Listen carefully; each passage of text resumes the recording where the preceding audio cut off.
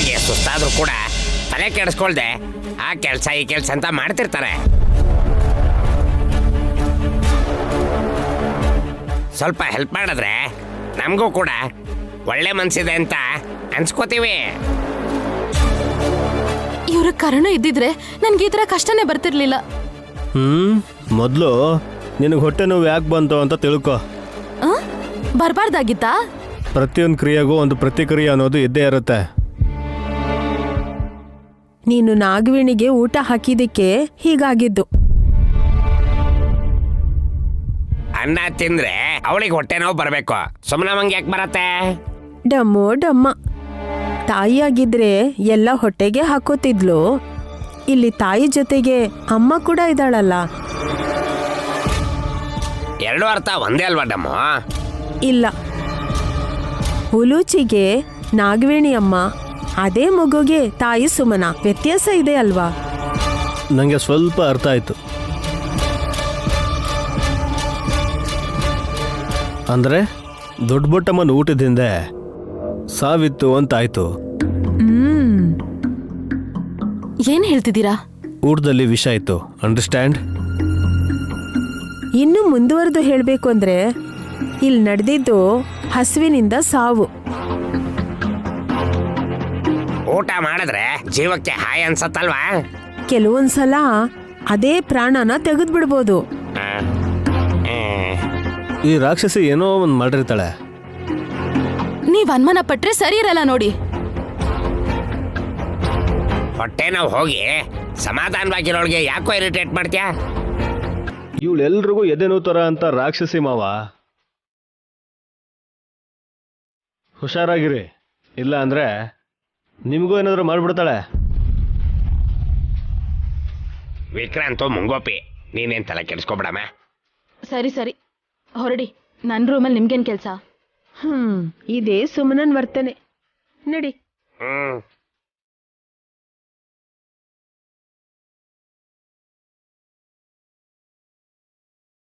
Ma'am, ಇವತ್ ನನ್ನ ಮಾತಾಡೋದಕ್ ಬಿಡಿ, ಮಧ್ಯದಲ್ಲಿ ನೀವು ಡಿಸ್ಟರ್ಬ್ ಮಾಡಬೇಡಿ. ನೀನೇ ಮಾತಾಡು.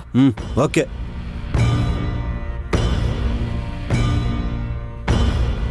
ಗಾಯತ್ರಿ ದೇವಿ ಬಗ್ಗೆ ವಿಶಾಲಾಕ್ಷಿ ಹೇಳದ್ಲ?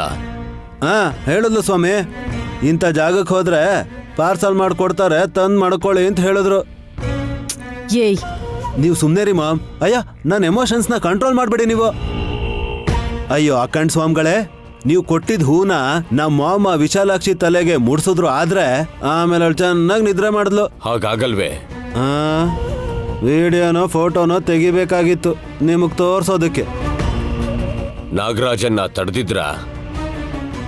ನೀವು ಕೊಟ್ಟಿದ್ ಬಿಡಿ ಹೂಗಳನ್ನ ಮನೆ ಮುಂದೆನೆ ಹಾಕಿದ್ವಿ. ಆದ್ರೆ ಏನಾಯ್ತೋ ಗೊತ್ತಿಲ್ಲ, ಒಳಗ್ ಬಂದ್ಬಿಡ್ತು ಅದು.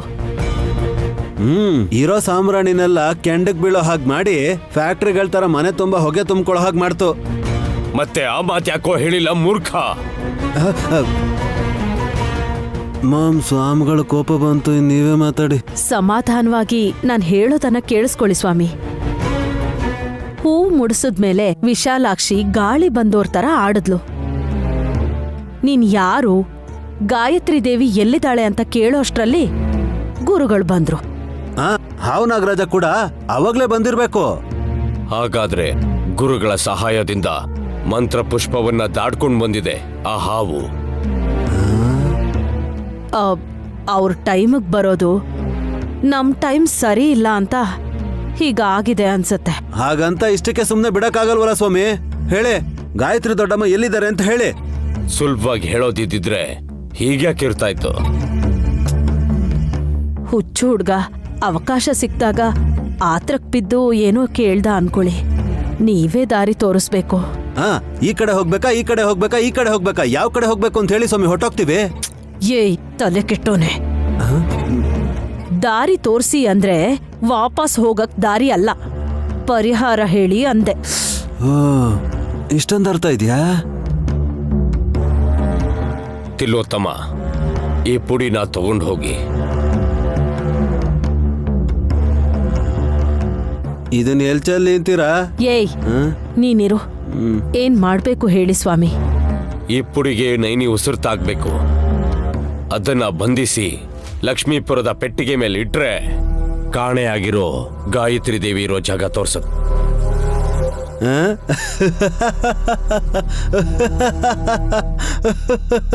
ಏಯ್ ನಗ್ಬೇಡ್ವೋ, ಶಾಪ ಕೊಡ್ತಾರೆ ಅಷ್ಟೇ. ಅಜ್ಞಾನಿಗಳು ನಗೋದು ಸುಲಭ ತಿಲೋತ್ತಮ. ವಿಷಯ ಏನು ಅಂತ ಹೇಳಕ್ಕೇಳು. ಉಸಿರು ಅಂದ್ರೆ ಗಾಳಿ ಅಲ್ವಾ ಸ್ವಾಮಿ, ಅದನ್ನ ಹೇಗ್ ಬನ್ಸಕ್ಕಾಗತ್ತೆ? ನಿಮ್ಮ ಮಾತು ಕೇಳಿ ನನಗ್ ನಗು ಬಂತು. ಮೂರ್ಖ ಮಾನವ, ಕೆಲವು ಕ್ಷಣ ವಾಯುವನ್ನ ಉಸಿರಾಡಕ್ಕೆ ಬಿಡದೆ ಉಚ್ಛ್ವಾಸ ನಿಶ್ವಾಸ ಪ್ರಕ್ರಿಯೆ ನಡೆಯೋದ್ರಿಂದಾನೆ ನೀನಾಗ್ಲಿ ನಾನಾಗ್ಲಿ ಜೀವಂತವಾಗಿರೋದು. ಗೊತ್ತಿಲ್ದೆ ನಕ್ಬಿಟ್ಟ ಸ್ವಾಮಿ, ಕ್ಷಮಿಸ್ಬಿಡಿ. ಸೀಸೆಲೋ ಬಲೂನಲ್ಲೋ ನಯನಿ ಉಸಿರನ್ನ ಬಂಧಿಸಿ ನೀವು ಹೇಳ್ದ ಹಾಗೆ ಕೆಲ್ಸನ ಮಾಡ್ಬಿಡ್ತೀವಿ. ಖಂಡಿತವಾಗ್ಲೂ ಗಾಯತ್ರಿ ದೇವಿ ಎಲ್ಲಿದ್ದಾಳೆ ಅಂತ ಗೊತ್ತಾಗತ್ತೆ. ಈ ಅವಕಾಶನ ನೀವು ಕಳ್ಕೊಬೇಡಿ. ಹಾ ಸತ್ರು ಬಿಡೋದಿಲ್ಲ. ಬಿಟ್ಕೊಟ್ರೆ ನಮ್ಮ ಮಾಮ್ ಸತ್ತೋಗ್ತಾರೆ. ಏಯ್ ಬಾಯ್ ಮುಚ್ಕೊಂಡು ನಡಿ ನೀನು. ಬರ್ತೀವಿ ಸ್ವಾಮಿ, ನಡಿ. ಬರ್ತೀನಿ ಗುರುಗಳೇ. ಗಾಯತ್ರಿ ದೇವಿಗೆ ಗಂಡಾಂತರ ಈ ಕ್ಷಣದಿಂದಾನೇ ಶುರುವಾದಂಗೆ.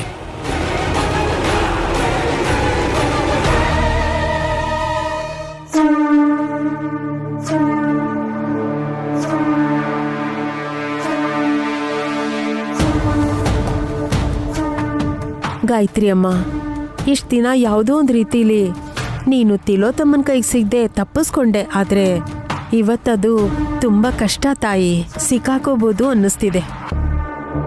ನಿನ್ ಹಣೆಯಲ್ಲಿ ಅದು ಬರ್ದಿದೆ ಗಾಯತ್ರಿ. ಏನ್ ಮಾಡ್ಬೇಕು ಅಂತ ನನಗ್ ತೋಚ್ತಾನೇ ಇಲ್ಲ.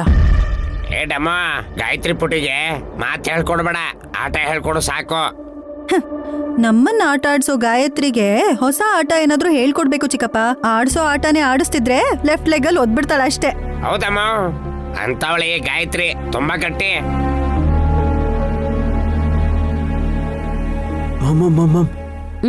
ಅಲ್ಲಿ ನೋಡಿ, ಯಾರಿದ್ರು ಪರವಾಗಿಲ್ಲ, ನನ್ ಸ್ಟ್ರೇಟ್ ಜಿಲೇಬಿ ಇರಬಾರ್ದು. ನಮ್ ಪ್ಲಾನ್ ಹಾಳು ಮಾಡ್ತಾಳ ಅವಳು. ನಮಗ್ ಬೇಕಾಗಿರೋದು ಹಾಸಿನಿ ಅಲ್ಲ ಕಣೋ, ನಯನಿ. ಪ್ಯಾಕೆಟ್ ಬಿಡ್ಸು.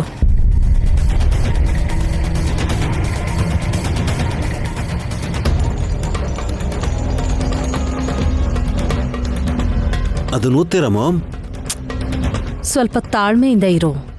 ಅಖಂಡ ಸ್ವಾಮಿಗಳು ಕೊಟ್ಟಿರೋ ಪುಡಿನ ಇದ್ರೊಳಗಡೆ ಹಾಕು.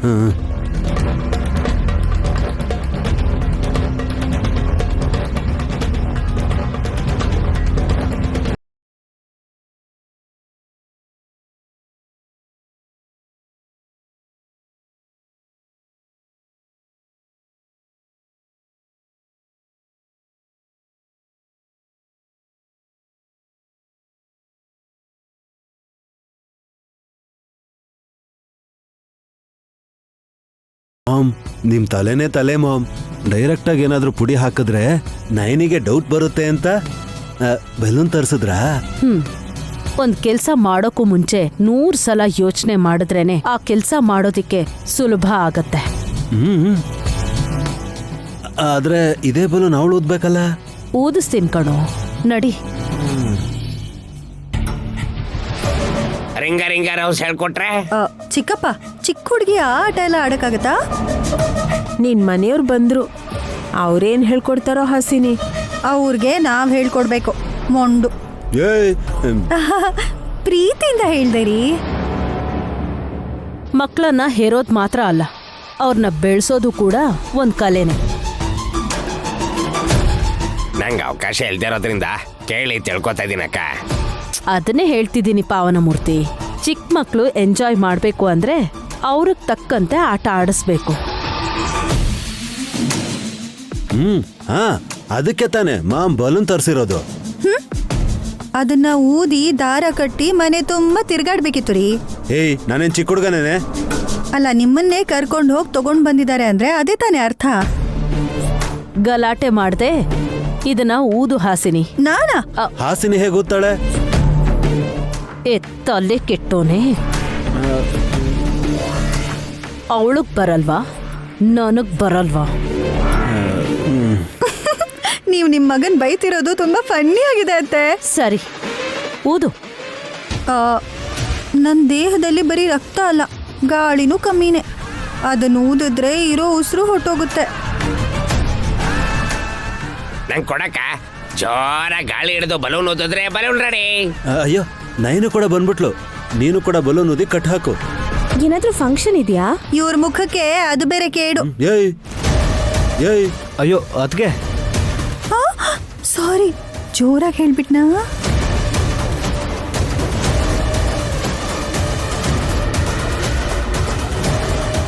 ಮಕ್ಳು ಆಡ್ತಾರೆ ಅಂತ ಇದನ್ ತಂದಿದ್ದಾರೆ ನಿಮ್ಮತ್ತೆ. ಏಯ್ ಬಲೂನ್ ಬ್ಯೂಟಿ. ನೀನು ಊದೋದಕ್ಕಿಂತ ಮಾತಾಡೋದೇ ಜಾಸ್ತಿ. ಸುಮನ, ನೀನ್ ಟ್ರೈ ಮಾಡು. ಉಲೂಚಿನ ಆಟ ಆಡ್ಸೋದಿಕ್ಕೆ ಬೇಕಾಗತ್ತಲ್ವಾ? ನನ್ ಕೈಲಾಗಲ್ಲ ಅತ್ತೆ. ಮಾಮ್ ಕುಡೀಲಿ. ಜಗಳ ಮಾಡಕ್ ಎನರ್ಜಿ ಇರುತ್ತೆ ಅವಳಿಗೆ, ಇದನ್ನ ಊದಕ್ಕಾಗಲ್ಲ. ಬ್ರೋ ತಗೊಳ.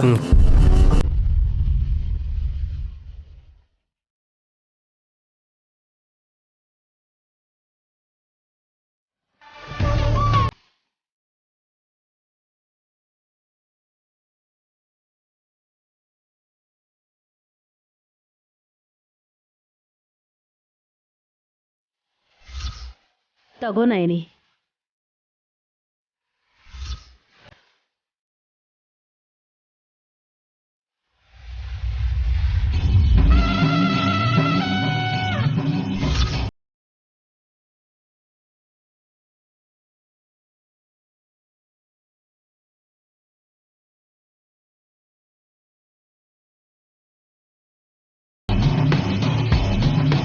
ಡಮ್ಮೋ ಡಮ್ಮ, ಎಲ್ಲ ವಿಶಾಲಕ್ಷಮನ್ ಲೀಲೆ. ಲೀಲೆ ಅನ್ನೋದು ಆಟ. ಅಲ್ಲೋಡಿ, ನೈನಿ ಎಷ್ಟ್ ಚೆನ್ನಾಗಿ ಊದ್ತಿದ್ದಾಳೆ.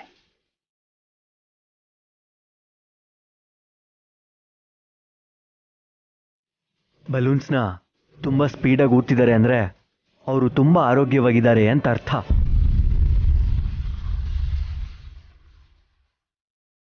ನಮ್ಮ ಅಕ್ಕಂಗೇನ್ ಕಮ್ಮಿ? ಅವಳಿನ ಹೂವಿನ ತರ ನೋಡ್ಕೊಳ್ಳೋ ಗಂಡ ಇರ್ಬೇಕಾದ್ರೆ.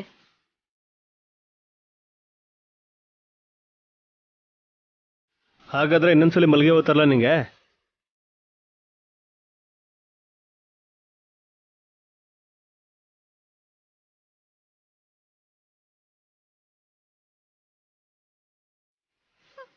ಈ ಸರ್ತಿ ಪ್ಲಾನ್ ಏನು ವಿಕ್ರಾಂತ್?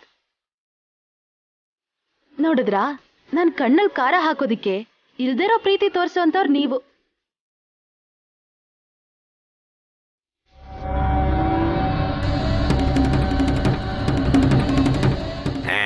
ತಮಾಷೆಗೆ ಅಂತ ಬಿಡಮ್ಮ. ಸರಿ ಬಿಡು, ಚಿಕ್ಕ ವಿಷಯಕ್ಕೆ ಸುಮ್ಮನೆ ಜಗಳ ಮಾಡಬೇಡಿ. ನಡಿ. ಎಲ್ಲಿಗೆ ಹಸ್ಬೆಂಡು? ಹಾ ಬರ್ತೀವಿ, ವೆಯ್ಟ್. ಮವ ಇದು ನೂತ್ತಾರೆ ನೀವು.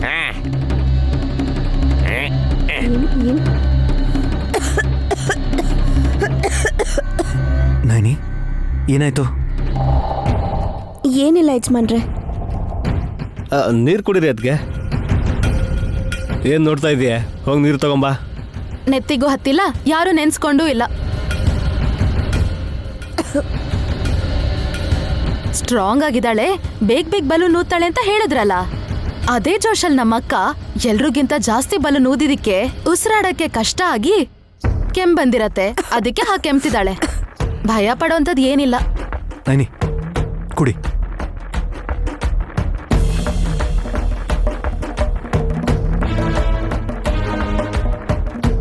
ನೈನಿ ಈಗ ಪರವಾಗಿಲ್ವಾ? ಗಂಟ್ಲಲ್ಲಿ ಏನೋ ಸಿಕ್ಕಾಕೊಂಡಾಗ ಅನ್ನಿಸ್ತಾ ಇದೆ ಯಜಮಾನ್ರೆ. ಅದಕ್ಕೆ ಇನ್ನೂ ಒಂದು ಸ್ವಲ್ಪ ನೀರು ಕುಡೀರಿ.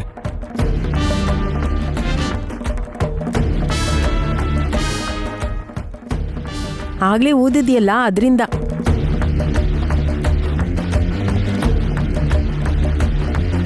ಯಾವ ಬಲೂನು? ನೈನಮ್ಮ ತುಂಬಾ ಬಲೂನ್ ಸೋದಿದಾಳಲ್ವಾ? ತಿಲೋತ್ತಮ್ಮ ಅಮ್ಮ ಯಾವುದೋ ಒಂದನ್ನ ಎತ್ಕೊಂಡು ಹೋದ್ರಲ್ಲ.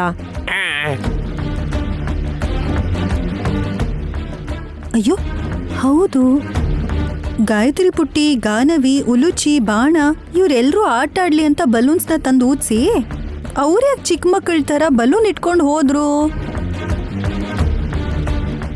ಏನೋ ಮಾಮ್ಗೆ ಬೇಕು ಅಂತ ತಗೊಂಡು ಹೋದ್ರು ಅನ್ಸುತ್ತೆ.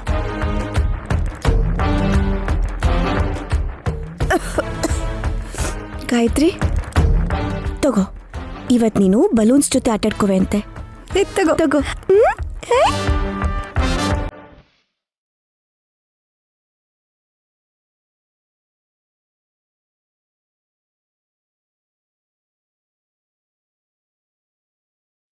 ಯಾರೂ ನೋಡಿಲ್ಲ ತಾನೆ? ಯಾರು ನೋಡಕ್ಕೇನಿದೆ ಮಾಮ್, ನಾನೇನ್ ಲಂಕೆ ಬೆಟ್ಟನ ತಂದಿದ್ದೀನಿ, ಚಿಕ್ಕ ಪೆಟ್ಟಿಗೆ ಅಲ್ವಾ.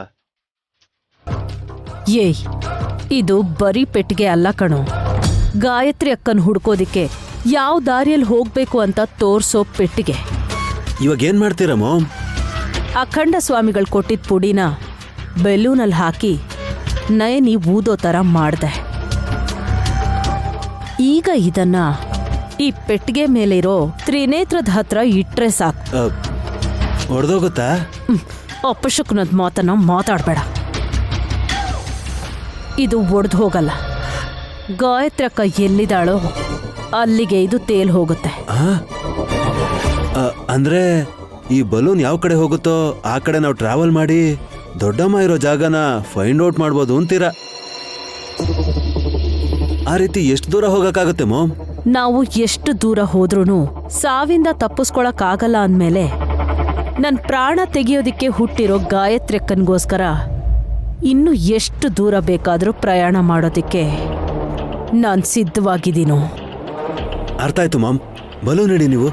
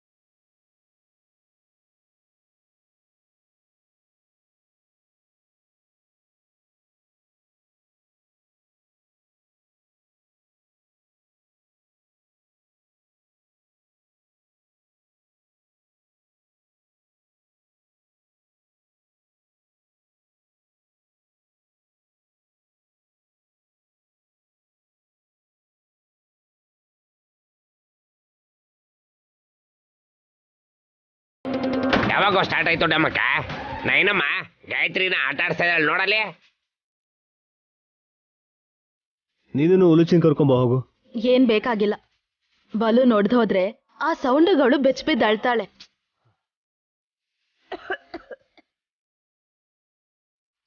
ಭಯ ಕೂಡ ಅಭ್ಯಾಸ ಆಗ್ಬೇಕು ಸುಮ್ಮನ ಮಕ್ಕಳಿಗೆ. ನೈನಿ, ಗಾನವಿನ ಬದ್ರಿನಾಥನ ಕರ್ಕೊಂಡ್ ಬರಲ್ಲ? ಸರಿ ಯಜಮಾನ್ರೆ. ಅಯ್ಯೋ, ಆ ಬಲೂನ್ ನೋಡಿ ಈ ಕಡೆನೆ ಬರ್ತಾ ಇದೆ.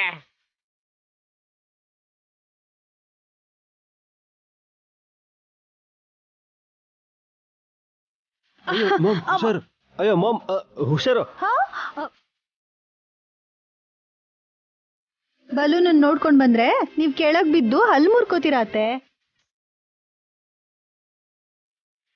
ಅಕ್ಕ ಯಾಕೆ ಮಾತಾಡ್ತಾ ಇಲ್ಲ? ಮಾಮ್ ಮನ್ಸಲ್ಲ, ಆ ಬಲೂನ್ ಮೇಲೆ ಇದೆ ಅನ್ಸುತ್ತೆ. ಅದ್ ಮಾಮೂಲಿ ಬಲೂನ್ ಅನ್ಕೊಂಡಿದ್ಯಾನ? ಏನಪ್ಪ ಅದ್ರ ಸ್ಪೆಷಲು? ಗಾಯತ್ರಿ ದೊಡ್ಡಮ್ಮ ಎಲ್ಲಿದ್ದಾರೆ ಅಂತ ದಾರಿ ತೋರಿಸುತ್ತೆ.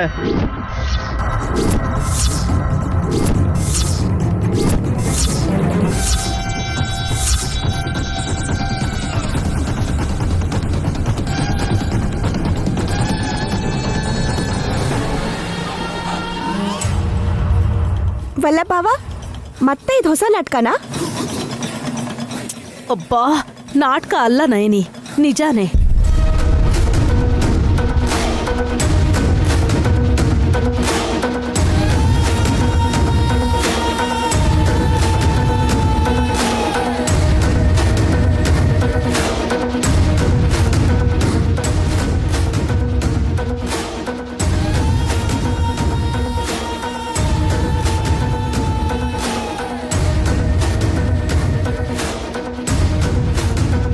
ಆ ಚಿತ್ರಕ್ಕೆ ಹಾಕಿರೋಂಥ ಬಲೂನು